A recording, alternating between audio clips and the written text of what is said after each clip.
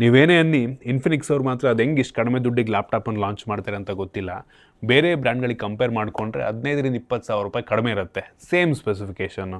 ನನ್ನ ಹತ್ರ ಇವತ್ತು ಇನ್ಫಿನಿಕ್ಸ್ ಅವ್ರದ್ದು ಝೀರೋ ಬುಕ್ ಅಲ್ಟ್ರಾ ಸೀರೀಸಿಂದು AI ಲ್ಯಾಪ್ಟಾಪ್ ಇದೆ. ಇದರ ಸ್ಪೆಷಾಲಿಟಿ ಏನಪ್ಪ ಅಂತ ಅಂದರೆ, ಇದು ಇಂಟೆಲ್ ಅವ್ರದ್ದು ಜಗತ್ತಿನ ಮೊದಲ ಡೆಡಿಕೇಟೆಡ್ NPU ಪ್ರೊಸೆಸರ್ನ ಹೊಂದಿರುವಂಥ ಲ್ಯಾಪ್ಟಾಪು. NPU ಅಂತ ಅಂದರೆ ಇದು AI ಮಾಡಲಾಗಿರುವಂಥ ಒಂದು ಪ್ರೊಸೆಸರು, ನ್ಯೂರಲ್ ಪ್ರೊಸೆಸಿಂಗ್ ಯೂನಿಟ್ ಅಂತ. ಸೊ AI ಕೆಲಸವನ್ನು ಆನ್ ಡಿವೈಸ್ ತುಂಬ ಚೆನ್ನಾಗಿ ಮಾಡುತ್ತೆ. ನಾನಂತೂ ಹೆವಿ ಎಕ್ಸೈಟ್ ಆಗಿದ್ದೀನಿ. ಈ ಒಂದು ಲ್ಯಾಪ್ಟಾಪ್ ಲಿಟ್ರಲಿ 60,000 ರೂಪಾಯಿಂದ ಶುರುವಾಗ್ತಾ ಇದೆ. ಸೊ ಇದರಲ್ಲಿ ನಮಗೆ ನಾರ್ಮಲ್ ಇಂಟೆಲ್ ಪ್ರೊಸೆಸರ್ ರೀತಿ Intel core i3, Intel core i5, Intel core i7 ಆ ರೀತಿ ಪ್ರೊಸೆಸರ್ ಇರಲ್ಲ. ಇದರಲ್ಲಿ ಒಂದು ರೀತಿ ಇಂಟೆಲ್ ಅಲ್ಟ್ರಾ 9, ಅಲ್ಟ್ರಾ 5, ಅಲ್ಟ್ರಾ 7 ಈ ರೀತಿ ನೇಮಿಂಗ್ ಇರುತ್ತೆ. ಏನಕ್ಕೆ ಅಂದರೆ ಅಲ್ಟ್ರಾ ಸೀರೀಸ್ ಏನಿದೆ ಇದು ಅಲ್ಟ್ರಾ ಬುಕ್ಗಳಲ್ಲಿ ಅಂದರೆ ತುಂಬ ತಿನ್ನಾಗಿರುವಂಥ ಲ್ಯಾಪ್ಟಾಪ್ಗಳಲ್ಲಿ ಮತ್ತು AI ಅಂತಲೇ ಇಂಟೆಲ್ ಅವರು ಈ ಒಂದು ಅಲ್ಟ್ರಾ ಸೀರೀಸ್ ಪ್ರೊಸೆಸರ್ಗಳನ್ನ ಲಾಂಚ್ ಮಾಡಿದ್ದಾರೆ. ನಾನಿವತ್ತು ಈ ಲ್ಯಾಪ್ಟಾಪನ್ನು ಅನ್ಬಾಕ್ಸ್ ಮಾಡ್ತೀನಿ, ಯೂಸ್ ಮಾಡಿ ನನ್ನ ಎಕ್ಸ್ಪೀರಿಯನ್ಸ್ ನಿಮ್ಮ ಹತ್ರ ಶೇರ್ ಮಾಡ್ತೀನಿ. ನಾನು Sandeep from tech in Kannada. ಈ ವಿಡಿಯೋ ಶುರು ಮಾಡೋದಕ್ಕಿಂತ ಮುಂಚೆ ನೀವು ನಮ್ಮ tech in Kannada YouTube channel subscribe ಮಾಡ್ಕೊಂಡಿಲ್ಲ ಅಂದರೆ ಈಗಲೇ ಸಬ್ಸ್ಕ್ರೈಬ್ ಮಾಡ್ಕೊಳ್ಳಿ ಮತ್ತು ಬೆಲ್ ಐಕನ್ ಕೂಡ ಕ್ಲಿಕ್ ಮಾಡ್ಬೋದು. ಈ ಲ್ಯಾಪ್ಟಾಪ್ನ ಬಾಕ್ಸ್ ಒಳಗೆ ಈ ಲ್ಯಾಪ್ಟಾಪ್ನ ಜೊತೆಗೆ ಒಂದು user manual, quick start guide, warranty card ಮತ್ತು 100 ವ್ಯಾಟ್ನ ಚಾರ್ಜರ್ನ USB Type-C ಅದು ಕೂಡ ಬಾಕ್ಸ್ ಒಳಗೆ ಕೊಟ್ಟಿದ್ದಾರೆ. ಸೊ ಡೈರೆಕ್ಟಾಗಿ ಈ ಒಂದು ಲ್ಯಾಪ್ಟಾಪ್ ನಮಗೆ ಈ ರೀತಿ ನೋಡೋಕ್ಕೆ ಸಿಗುತ್ತೆ. ಈ ಲ್ಯಾಪ್ಟಾಪ್ 1.8 kg ವೆಯ್ಟ್ ಇದೆ. ಒಂದು ಲೆವೆಲಿಗೆ ವೆಯ್ಟ್ ಫೀಲ್ ಆಗುತ್ತೆ ಮತ್ತು 16.95 mm ಥಿಕ್ನೆಸ್ಸನ್ನು ಹೊಂದಿರುವಂಥ ಲ್ಯಾಪ್ಟಾಪು. ಫುಲ್ಲಿ ಮೆಟಾಲಿಕ್ ಬಿಲ್ಡು ಆಯಿತಾ, ಸಾಲಿಡ್ ಬಿಲ್ಡು. ಹಿಂದ್ಗಡೆ ಈ ಝೀರೋದ ಲೋಗೋ ಇದೆ ಅಲ್ವ, ಅದ್ರ ಹಿಂದ್ಗಡೆ ನಮಗೆ ಲೈಟ್ ಕೂಡ ಬರುತ್ತೆ. ಡಿಸ್ಪ್ಲೇ ಲೈಟೇ ಈ ಕಡೆ ಬರೋ ರೀತಿ ಮಾಡಿದ್ದಾರೆ. ಫ್ರಂಟಲ್ಲಿ ಒಂದು ದೊಡ್ಡ ಡಿಸ್ಪ್ಲೇ, ಈ ಕಡೆ ಒಂದು ಕ್ಯಾಮ್ರಾ, 2 ಮೈಕ್ರೋಫೋನ್ ಕೊಟ್ಟಿದ್ದಾರೆ. ಕೀಬೋರ್ಡ್ನ ಕ್ವಾಲಿಟಿ ಪರವಾಗಿಲ್ಲ. ನಂಬರ್ ಪ್ಯಾಡ್ ಸಪ್ರೇಟ್ ಆಗಿದ್ದಿದ್ರೆ ಇನ್ನೂ ಚೆನ್ನಾಗಿರ್ತಿತ್ತು. Key travel okay. Touch pad ಅಂತ ಹೆವಿ ಸೆನ್ಸಿಟಿವ್ ಅಂತ ಅನ್ನಲ್ಲ, ಒಂದು ಲೆವೆಲಿಗೆ ದೊಡ್ಡದಾಗಿದೆ ಟಚ್ ಪ್ಯಾಡು. ಕ್ಲಿಕ್ಕಿ ಫೀಲ್ ಕೂಡ ಒಂದು ಲೆವೆಲಿಗೆ ಓಕೆ ಆಯಿತಾ, ದ ಬೆಸ್ಟ್ ಅಂತ ಅನ್ನಲ್ಲ ಈ ಪ್ರೈಸ್ ರೇಂಜಿಗೆ. ಸ್ಪೀಕರು ಕ್ವಾಡ್ ಸ್ಪೀಕರ್, 4 ಸ್ಪೀಕರ್ ಇದೆ. ಫ್ರಂಟಲ್ಲಿ 2 ಈ ಕೀಬೋರ್ಡ್ ಪಕ್ಕ, ಇನ್ನು ಕೆಳಗಡೆ 2 ಇದೆ. ಸೊ 4 ಸ್ಪೀಕರ್ ಜೋರಾಗಿ ಕೇಳುತ್ತೆ ಮತ್ತು ಏರ್ ವೆಂಟಿಗೆ ಇಲ್ಲಿ ಜಾಗ ಇದೆ, ಬಿಸಿ ಗಾಳಿ ಹೊರಗಡೆ ಹೋಗೋದಕ್ಕೆ. ಹಿಂಜಿರೋದ್ರಿಂದ ಗಾಳಿ ಆಡೋಕ್ಕೇನು ಪ್ರಾಬ್ಲಮ್ ಇಲ್ಲ. ಫಿಂಗರ್ ಪ್ರಿಂಟ್ ಸೆನ್ಸಾರ್ ಸಹ ಇದೆ ಈ ಒಂದು ಪವರ್ ಬಟನ್ ಮೇಲೆ, ಒಂದು ಒಳ್ಳೆ ವಿಷಯ. ಅವಶ್ಯಕತೆ ಇರುವಂಥ ಎಲ್ಲ ಪೋರ್ಟ್ಗಳು ನಮಗೆ ಸಿಗ್ತದೆ. Type-A ಪೋರ್ಟ್ ಸಹ ಇದೆ, USB Type-C 2 ಪೋರ್ಟ್ ಇದೆ. ಅದರಲ್ಲಿ ನೀವು ಬೇಕಾದ್ರೆ ಚಾರ್ಜು ಮಾಡ್ಬೋದು. ಸಪ್ರೇಟ್ DC ಇನ್ ಪೋರ್ಟ್ ಸಹ ಇದೆ, ಸಪ್ರೇಟ್ ಚಾರ್ಜಿಂಗನ್ನು ಸಹ ಮಾಡ್ಬೋದು. ಫುಲ್ ಸೈಜ್ HDMI ಪೋರ್ಟು ಮತ್ತು SD ಕಾರ್ಡ್ ಸ್ಲಾಟು ಮತ್ತು ಒಂದು ಡೆಡಿಕೇಟೆಡ್ ಓವರ್ ಬೂಸ್ಟ್ ಸ್ಲೈಡರ್ನ ಸಹ ಕೊಟ್ಟಿದ್ದಾರೆ. ಎಕೋ ಮೋಡ್ಗೆ, ಬ್ಯಾಲೆನ್ಸ್ಡ್ ಮೋಡ್ಗೆ ಮತ್ತು ಓವರ್ ಬೂಸ್ಟ್ ಮೋಡ್ಗೆ ನೀವು ಈ ಸ್ಲೈಡರ್ ಮುಖಾಂತರ ಸ್ವಿಚ್ ಮಾಡ್ಬೋದು. ಅಂದರೆ ಈ ಸ್ಲೈಡರ್ ಮುಖಾಂತರ ನಿಮ್ಮ ಒಂದು ಲ್ಯಾಪ್ಟಾಪನ್ನು ನೀವು ಓವರ್ ಕ್ಲಾಕ್ ಮಾಡ್ಕೊಬೋದು ಆಯಿತಾ. ಸೊ ಹೆವಿ ಯುನೀಕ್ ಆಗಿರುವಂಥ ಫೀಚರ್. ಓವರ್ ಆಲ್ ಡಿಸೈನ್ ಮತ್ತು ಬಿಲ್ಡ್ ಕ್ವಾಲಿಟಿ ನನಗೆ ಈ ಒಂದು ಲ್ಯಾಪ್ಟಾಪಿಂದು ಇಂಪ್ರೆಸ್ ಮಾಡ್ತು. ಇನ್ನು ಡಿಸ್ಪ್ಲೇಗೆ ಬಂತು ಅಂದರೆ 15.6 ಇಂಚಿಂದು ಫುಲ್ HD ರೆಸೊಲ್ಯೂಷನ್ ಹೊಂದಿರುವಂಥ IPS ಡಿಸ್ಪ್ಲೇ. 100% sRGB ಕಲರ್ ಗಾಮೆಂಟನ್ನು ಸಪೋರ್ಟ್ ಮಾಡುತ್ತೆ. ಒಂದು ಲೆವೆಲಿಗೆ ಆ್ಯಕ್ಯುರೇಟ್ ಕಲರ್ಸ್ ಅಂತ ಅನ್ಬೋದು. ರಿಫ್ರೆಶ್ ರೇಟ್ ಬರೀ 60 ಹರ್ಟ್ಸ್ ಇದೆ. ಅಟ್ಲೀಸ್ಟ್ 90 ಹರ್ಟ್ಸನ್ನು ಕೊಡ್ಬೋದಾಗಿತ್ತು ನಂಗೆ ಅನ್ನಿಸ್ದಂಗೆ. ಬ್ರೈಟ್ ಆಗಿದೆ ಒಂದು ಲೆವೆಲ್ಗೆ, 400 ನಿಟ್ಸ್ನ ಪೀಕ್ ಬ್ರೈಟ್ನೆಸ್. ವ್ಯೂಯಿಂಗ್ ಆ್ಯಂಗಲ್ಲ ಪರವಾಗಿಲ್ಲ, ಆ್ಯಂಟಿ ಗ್ಲೇರ್ ಡಿಸ್ಪ್ಲೇ ಅಂತೆ. ಸೊ ಓಕೆ, ಒಂದು ಲೆವೆಲಿಗೆ ಡಿಸ್ಪ್ಲೇ ಏನೋ ಬೆಂಕಿ ಏನಲ್ಲ. OLED ಎಲ್ಲ ಕೊಟ್ಟಿದ್ರೆ ಇನ್ನೂ ಚೆನ್ನಾಗಿರ್ತಿತ್ತು. ಯೂಶಲಿ OLED ಡಿಸ್ಪ್ಲೇ ಹೊಂದಿರುವಂಥ ಲ್ಯಾಪ್ಟಾಪ್ಗಳೆಲ್ಲ 1.5 ಲಕ್ಷ ರೇಂಜ್ ಆಗುತ್ತೆ ಸೇಮ್ ಪ್ರೊಸೆಸರ್ ಇದ್ದರೆ ಆಯಿತಾ. ಓಕೆ, ಡಿಸ್ಪ್ಲೇ ಪರವಾಗಿಲ್ಲ ಒಂದು ಲೆವೆಲಿಗೆ. ಇನ್ನೂ ಪರ್ಫಾರ್ಮೆನ್ಸಿಗೆ ಬಂತು ಅಂತ ಅಂದರೆ ಆಗಲಿ ಹೇಳ್ದಂಗೆ ಇಂಟೆಲ್ ಅವ್ರದ್ದು ಅಲ್ಟ್ರಾ 9 ಪ್ರೊಸೆಸರ್ ಇದೆ ಆಯಿತಾ. ಸೊ ಅಲ್ಟ್ರಾ ಸೀರೀಸಲ್ಲಿ ಮೋಸ್ಟ್ ಪವರ್ಫುಲ್ ಪ್ರೊಸೆಸರ್ ಇದಾಗಿದೆ. ಆಗಲಿ ಹೇಳ್ದಂಗೆ ಡೆಡಿಕೇಟೆಡ್ NPU, ನ್ಯೂರಲ್ ಪ್ರೊಸೆಸಿಂಗ್ ಯೂನಿಟನ್ನು ನಮಗೆ ಇದರಲ್ಲಿ ಕೊಟ್ಟಿದ್ದಾರೆ. ಟೋಟಲ್ 16 ಕೋರ್ಗಳು ನಮಗೆ ಸಿಗ್ತಾ ಇದೆ. ಅದರಲ್ಲಿ 6 ಪರ್ಫಾರ್ಮೆನ್ಸ್ ಕೋರ್ಗಳು, 8 ಎಫಿಷಿಯನ್ಸಿ ಕೋರ್ಗಳು ಮತ್ತು 2 ಲೋ ಪವರ್ ಕೋರ್ಗಳು, ಅಂದರೆ ತುಂಬ ಕಡಿಮೆ ಪವರನ್ನು ಕನ್ಸ್ಯೂಮ್ ಮಾಡುವಂಥ ಕೋರ್ಗಳು. ಸೊ ಇದು ಲ್ಯಾಪ್ಟಾಪ್ಗಳಲ್ಲಿ one of the most powerful ಪ್ರೊಸೆಸರ್ನ ಹೊಂದಿರುವಂಥ ಲ್ಯಾಪ್ಟಾಪು. ನೀವು ಆನ್ ಡಿವೈಸ್ ಯಾವುದಾದ್ರೂ ಒಂದು AI ಕೆಲಸವನ್ನು AI ಮುಖಾಂತರ ಏನಾದರೂ ಒಂದು ವರ್ಕನ್ನು ಮಾಡ್ತಾಯಿದ್ದೀರಾ ಅಂದರೆ ಆ ಟೈಮಲ್ಲಿ ಹೆವಿ ಯೂಸ್ ಆಗುತ್ತೆ. ನಾರ್ಮಲಿ ಈ ಒಂದು ಲ್ಯಾಪ್ಟಾಪ್ ಏನಿದೆ ಇದು ಕೋಡರ್ಸ್ಗಳಿಗೆ ಅಥವಾ ಕ್ರಿಯೇಟರ್ ಅಂತ ಅಂದರೆ ಹೆವಿ ನೀವೇನೋ 4K 60 FPS 120 FPS ಅಲ್ಲೆಲ್ಲ ವಿಡಿಯೋ ಎಡಿಟ್ ಮಾಡ್ತೀರಾ ಅಂದರೆ ಸ್ವಲ್ಪ ಕಷ್ಟ ಅನ್ನಿಸ್ಬೋದು. ಒಂದು ನಾರ್ಮಲ್ ಎಡಿಟಿಂಗಿಗೆ ರೀಲ್ಸ್ ಎಲ್ಲ ಆರಾಮಾಗಿ ಎಡಿಟ್ ಮಾಡ್ಕೊಂಬಿಡ್ಬೋದು, ತೊಂದರೆ ಇಲ್ಲ. ಒಂದು ಬೇಸಿಕ್ ಲೆವೆಲ್, ಒಂದು ಮಿಡ್ ಲೆವೆಲ್ ಎಡಿಟಿಂಗಿಗೆ ಪ್ರಾಬ್ಲಮ್ ಆಗೋದಿಲ್ಲ. ಅಥವಾ ಡಾಟಾ ಅನಲಿಸ್ಟ್ಗಳು ನೀವೇನಾದರೂ ಆಗಿದ್ದೀರ ಅಂದರೆ IT ಎಂಪ್ಲಾಯಿಗಳಾಗಿದ್ದೀರ ಅಂಥವ್ರಿಗೆಲ್ಲ ಆರಾಮಾಗಿ ಆಯಿತಾ, AI ಚಿಪ್ ಇರೋದ್ರಿಂದ ಏನೋ ಕೋಡ್ ಮಾಡ್ತೀರಾ ಅಂದರೂ ಕೂಡ ನೀವು ಆರಾಮಾಗಿ ಇದರಲ್ಲಿ ಮಾಡಬಹುದು ಆಯಿತಾ. ಆ ಎಲ್ಲ ಫೀಚರ್ಗಳು ನಮಗೆ ಈ ಒಂದು ಲ್ಯಾಪ್ಟಾಪ್ನಲ್ಲಿ ಸಿಗ್ತಾ ಇದೆ. ಜೊತೆಗೆ ಈ ಲ್ಯಾಪ್ಟಾಪ್ ಏನೋ 7% ಫಾಸ್ಟ್ ಆಗಿರುತ್ತಂತೆ ನಾರ್ಮಲ್ ಒಂದು PC ಗಳಿಗೆ ಕಂಪೇರ್ ಮಾಡಿಕೊಂಡ್ರೆ ಈ ಒಂದು ಜನರೇಟಿವ್ AI ಫೀಚರ್ನ ಮಾಡೋದ್ರಲ್ಲಿ ಆಯಿತಾ 7%. ಮತ್ತು AI ಬೂಸ್ಟ್ ಮೋಡ್ ಸಹ ಇದೆ, ಆಗಲೇ ಹೇಳ್ದಂಗೆ ಇಲ್ಲ ಓವರ್ ಬೂಸ್ಟ್ ಆಪ್ಷನ್ ಬಂದ್ಬಿಡುತ್ತೆ. ಸೊ ಇದನ್ನೆಲ್ಲ ಬೇಕು ಅಂದರೆ ನೀವು ಯೂಸ್ ಮಾಡ್ಕೊಬೋದು. ಅಂದರೆ ಏನಾದರೂ ಹೆವಿ ಟಾಸ್ಕ್ ಮಾಡ್ತಾ ಇರ್ತೀರ ಆ ಟೈಮಲ್ಲಿ ನೀವು ಈ ಓವರ್ ಬೂಸ್ಟಿಗೆ ಹಾಕ್ಕೊಂಡ್ರೆ ಓವರ್ ಕ್ಲಾಕ್ ಆಗುತ್ತೆ, ನಿಮಗೆ ಸ್ವಲ್ಪ ಸ್ಲೋ ಅಂತ ಅನಿಸಲ್ಲ. ಜೊತೆಗೆ ನಮ್ಗೆ ಇದರಲ್ಲಿ ಇಂಟೆಲ್ ಅವ್ರದ್ದು ಆರ್ಕ್ ಗ್ರಾಫಿಕ್ಸ್ ಸಹ ಸಿಗ್ತಾ ಇದೆ. ಸೊ ಯೂಶ್ವಲಿ ಡೆಡಿಕೇಟೆಡ್ ಗ್ರಾಫಿಕ್ ಅಂತಂದರೆ ಒಂದು Nvidia graphic majority of the ಲ್ಯಾಪ್ಟಾಪ್ಗಳಲ್ಲಿ ಗೇಮಿಂಗ್ ಲ್ಯಾಪ್ಟಾಪ್ಗಳಲ್ಲಿ ಬರುತ್ತೆ. ಇದರಲ್ಲಿ ಇಂಟೆಲ್ ಅವ್ರದ್ದೇ ಆರ್ಕ್ ಗ್ರಾಫಿಕ್ ಇದೆ, ಡೆಡಿಕೇಟೆಡ್ ಗ್ರಾಫಿಕ್ಕು. ಸೊ ಇದು ನಮಗೆ ರೇ ಟ್ರೇಸಿಂಗ್ ಎಲ್ಲ ಎನೇಬಲ್ ಮಾಡುತ್ತೆ. ನೀವು ಬೇಸಿಕ್ ಗೇಮ್ ಆಡ್ತಿದ್ದೀರಾ ಅಂದರೆ ಪ್ರಾಬ್ಲಮ್ ಇಲ್ಲ ಆಯಿತಾ. ಇದು ಫಸ್ಟ್ ಆಫ್ ಆಲ್ ಗೇಮರ್ಸ್ಗಳಿಗಲ್ಲ, ಒಂದು ಬೇಸಿಕ್ ಇದು ಗೇಮ್ ಆಡೋದಕ್ಕೆ ಪ್ರಾಬ್ಲಮ್ ಆಗೋದಿಲ್ಲ.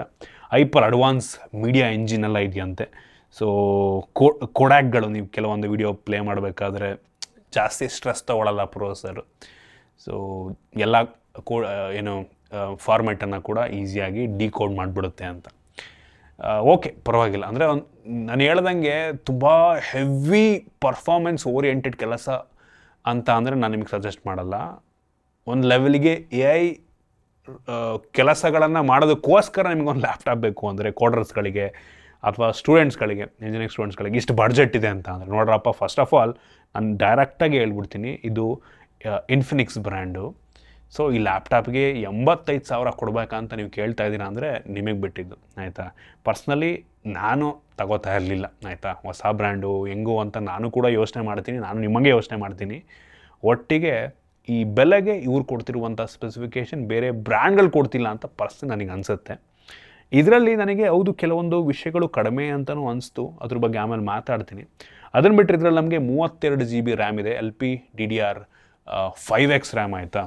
ಸೊ ಕ್ರೇಜಿ ವಿಷಯ. ಜೊತೆಗೆ ಇದರಲ್ಲಿ 1 TB SSD ಸಹ ಇದೆ, NVMe Gen 4 SSD. ಸೊ ತುಂಬ ಫಾಸ್ಟಾಗಿ ರೀಡು ರೈಟ್ ಎಲ್ಲ ಆಗುತ್ತೆ. ಮತ್ತು ನೀವು ಏನು ಓವರ್ ಕ್ಲಾಕ್ ಮೋಡ್ ಇದೆ, ಸೊ ಇದರಲ್ಲಿ ನೀವು ಫುಲ್ ಓವರ್ ಬೂಸ್ಟ್ ಹಾಕ್ಕೊಂಡ್ರೆ ಫ್ಯಾನ್ ಸ್ಪೀಡ್ ಹೆವಿ ಕಿತ್ಕೊಂಡು ಜಾಸ್ತಿ ಆಗುತ್ತೆ. ಸೊ ನಿಮಗೆ ಫ್ಯಾನ್ ನಾಯ್ಸ್ ಬೇಡ ಅಂತ ಅಂದರೆ ನಾರ್ಮಲ್ ಎಕೋ ಮೋಡ್ಗೆ ಹಾಕ್ಕೊಂಡ್ರೆ ಮುಗೀತು. ಸೊ ನಾವು ಇದರಲ್ಲಿ ಕೆಲವೊಂದು ಗೇಮಿಂಗ್ ಟೆಸ್ಟನ್ನು ಸಹ ಮಾಡಿದ್ವು. ಸೈಬರ್ ಪಂಕು ನಾವು ರೇ ಟ್ರೇಸಿಂಗ್ ಆನ್ ಮಾಡಿಕೊಂಡು ಟ್ರೈ ಮಾಡ್ದಂಗೆ ಒಂದು 30-32 ಫ್ರೇಮ್ಸ್ ಪರ್ ಸೆಕೆಂಡ್ ಸಿಗ್ತಾಯಿತ್ತು. ಆಫ್ ಮಾಡ್ಕೊಂಡು ನಾವು ಟ್ರೈ ಮಾಡಿದಾಗ 50 frames per second game play ನಮಗೆ. ಜೊತೆಗೆ PUBGಯನ್ನು ಸಹ ಆಡಿದ್ವು, ಇದರಲ್ಲೂ ಸಹ ಅಷ್ಟೇ ಒಂದು 32 ಫ್ರೇಮ್ಸು ರೇ ಟ್ರೇಸಿಂಗ್ ಆನ್ ಆಗಿದ್ದಾಗ. ಸೊ ಆಫ್ ಆಗಿದ್ದಾಗ ಸ್ವಲ್ಪ ನಿಮಗೆ ಬೆಟರ್ ಫ್ರೇಮ್ ರೇಟ್ ಸಿಗುತ್ತೆ. ಸೊ ಓಕೆ, ಅಂದರೆ ಒಂದು ಬೇಸಿಕ್ ಗೇಮ್ ಆಡೋದಕ್ಕೆಲ್ಲ ಏನು ತೊಂದರೆ ಇಲ್ಲ ನಂಗೆ ಅನ್ನಿಸ್ದಂಗೆ. ಇನ್ನು ಇದರಲ್ಲಿ ನಮಗೆ Wi-Fi 6E ಸಹ ಸಿಗ್ತಾ ಇದೆ.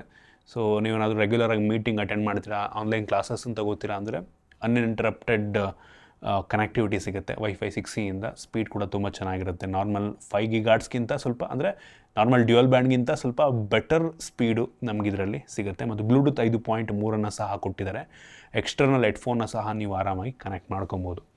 ಇನ್ನು ನಾವು ಎಡಿಟಿಂಗನ್ನು ಸಹ ಟ್ರೈ ಮಾಡೋದು ಪ್ರೀಮಿಯರ್ ಪ್ರೋನಲ್ಲಿ. ನೀವು ಆಗಲೇ ಹೇಳ್ದಂಗೆ ಫುಲ್ HD ರೆಸೊಲ್ಯೂಷನಲ್ಲಿ ವೀಡಿಯೋ ಎಡಿಟ್ ಮಾಡ್ತಾ ಇದ್ದೀರಾ ಅಂದರೆ ಪ್ರಾಬ್ಲಮ್ಮೇ ಇಲ್ಲ, ಆರಾಮಾಗಿ ನೀವು ಎಡಿಟಿಂಗನ್ನು ಮಾಡ್ಕೊಬೋದು. ಬಟ್ 4K 60 FPS ಅದರಲ್ಲೂ ಕೂಡ 4K 2430 ಅಂದರೆ ಒಂದು ಲೆವೆಲಿಗೆ ಮಾಡ್ಬೋದೇನೋ. ಬಟ್ 4K 60 FPS ಅಂದರೆ ಸ್ವಲ್ಪ ಕಷ್ಟ ಆಗಬಹುದು ಪ್ಲೇಬ್ಯಾಕ್ ಓಕೆ, ನಂಗೆ playback okay, but rendering time ಸ್ವಲ್ಪ ಜಾಸ್ತಿ ತಗೊಳುತ್ತೆ ಅಂತ ನನಗೆ ಪರ್ಸ್ನಲಿ ಅನ್ನಿಸ್ತು.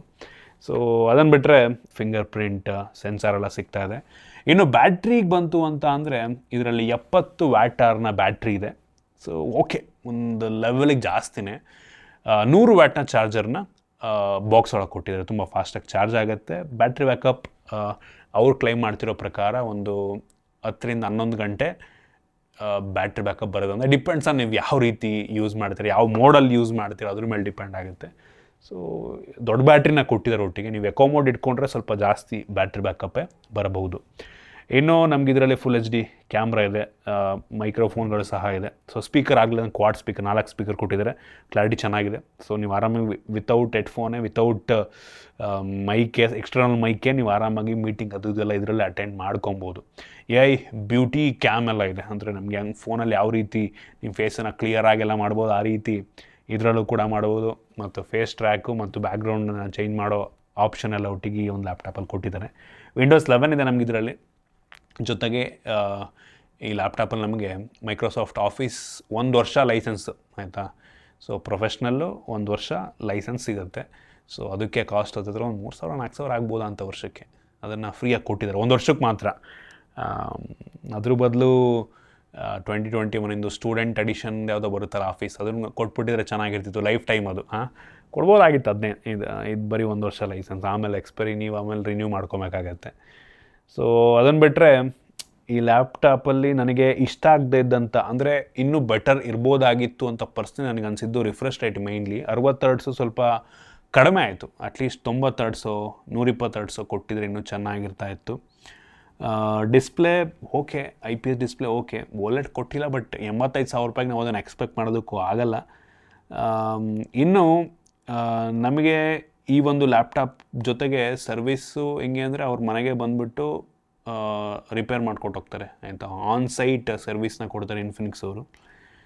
ನಾನು ನಿಮಗೆ ಹೇಳೋದು ಇಷ್ಟ ಆಯಿತಾ, ನೋಡಿ ನಿಮಗೆ ಈ ಸ್ಪೆಸಿಫಿಕೇಷನ್ ಓಕೆ ಆಯಿತು ಅಂದರೆ ಈ ಬಡ್ಜೆಟ್ ಇರೋ ತೊಗೊಳ್ಳಿ. ಇನ್ಫಿನಿಕ್ಸ್ ಬ್ರ್ಯಾಂಡ್ ಯೋಚನೆ ಮಾಡಿ, ನಿಮಗೆ ಬ್ರ್ಯಾಂಡ್ ಓಕೆ ಅಂದರೆ ತಗೋಬೋದು. ನಾನಾಗಿದ್ದರೆ ಯೋಚನೆ ಮಾಡ್ತಾಯಿದ್ದೆ ಹೊಸ ಬ್ರ್ಯಾಂಡು ಅಂತ.